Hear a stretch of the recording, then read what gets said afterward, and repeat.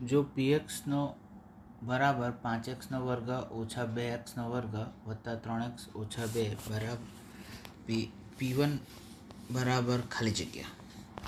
તો અહીંયા તમે જોશો તો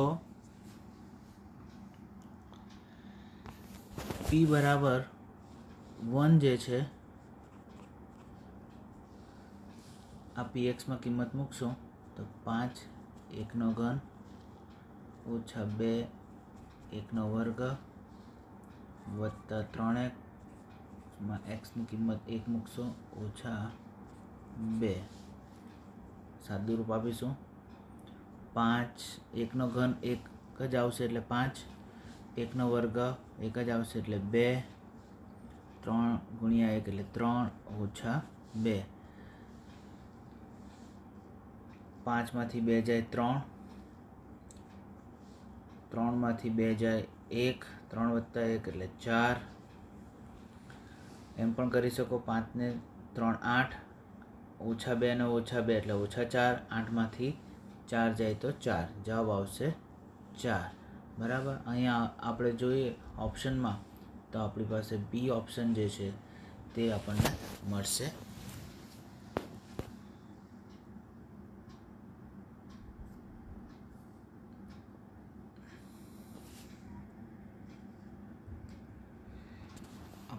પ્રથમ એક્ઝામ્પલ છે જે આપણે ચૂકી ગયા છે.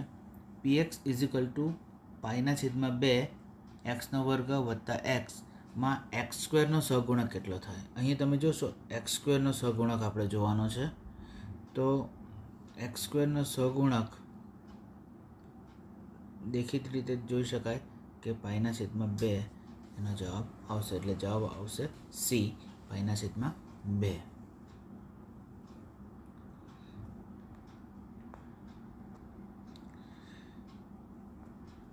ત્રીજું જોઈશું.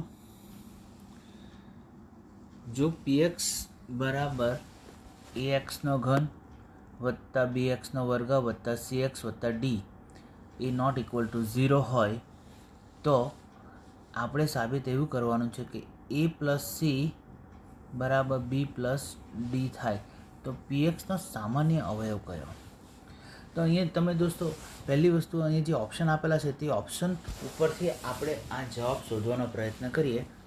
તો x ઓછા 1 અને x વત્તા 1 આ બેમાંથી જવાબ આવવો જોઈએ. x ઓછા 2 અને x વત્તા 2 જવાબ તો નહીં જ આવશે દેખીતી રીતે, કારણ કે અહીંયા જે આ px જે આપ્યો છે એ pxમાં ax³ વત્તા bx² વત્તા cx વત્તા d. તો અહીંયા જે x જે છે એ xનો સહગુણક 1 જ હોવો જોઈએ. બરાબર.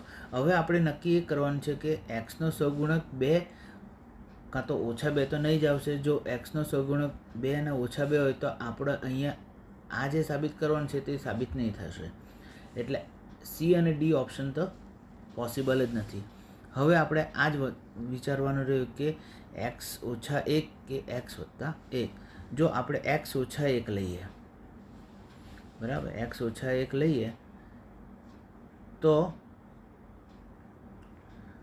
શું આવશે? x બરાબર 1 આવશે અને અહીંયા કિંમત મૂકો p(1). તો અહીંયા 1 મૂકશો એટલે a વત્તા b વત્તા c વત્તા d આવી ગયો. ને p(1) ઇક્વલ ટુ 0 લઈએ, બરાબર, તો શું થશે? a વત્તા c બરાબર આને આપણે લઈશું અને આ બે સાથે લઈશું અને આ બરાબરની બીજી બાજુ જાય તો -b અને -d પોસિબલ નથી. એટલે x ઓછા 1 એ ઓપ્શન શક્ય નથી. તો હવે આપણે બીજો ઓપ્શન લઈએ. બીજો ઓપ્શન કયો? x વત્તા 1. x વત્તા 1 લઈએ તો x બરાબર -1.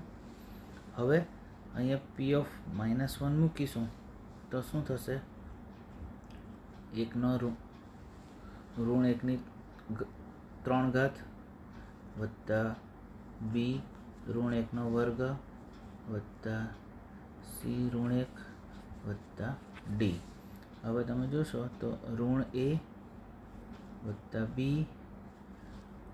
ઓછા c વત્તા d P(-1) ઇક્વલ ટુ 0 લઈએ આપણે, બરાબર.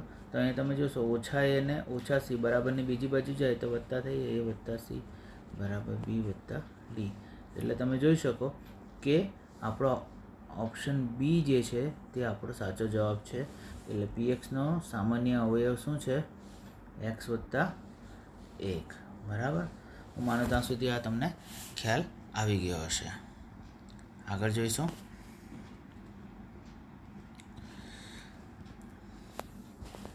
પીએક્સ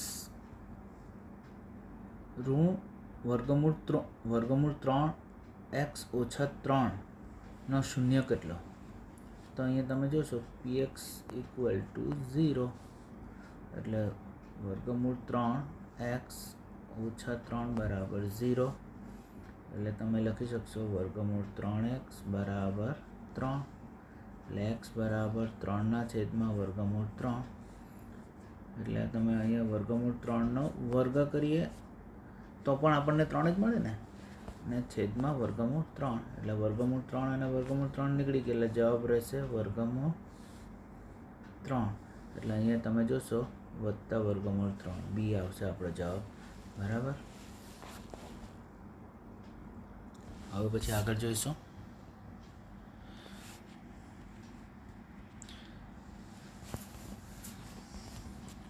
બહુ સરસ એક્ઝામ્પલ છે. પીએક્સ ઇઝ ઇક્વલ ટુ એક્સનો વર્ગ વત્તા એક્સ વત્તા કે નો સામાન્ય અવયવ એક્સ ઓછા 1 હોય તો કે બરાબર ખાલી જગ્યા. તો અહીંયા એક્સ ઓછા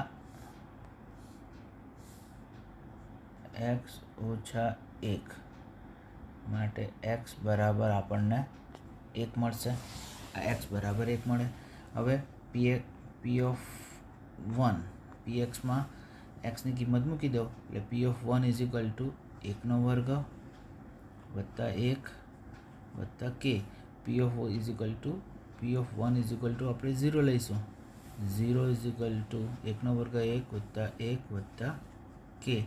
1 વત્તા 1 એટલે 2 પ્લસ કે બરાબર 0 માટે કે ઇઝ ઇક્વલ ટુ વત્તા 2 છે બરાબરની બીજી બાજુ જશે, બરાબર. બીજી બાજુ જશે તો આપણને -2 મળશે. તો આપણને જવાબ આવશે આપણો એ ઇઝ -2. તો દોસ્તો આ બહુ ઇઝી એક્ઝામ્પલ છે. આવા જ એક્ઝામ્પલ બીજા તમને હું હોમવર્કમાં આપું છું જે તમારે કરવાના રહેશે, બરાબર.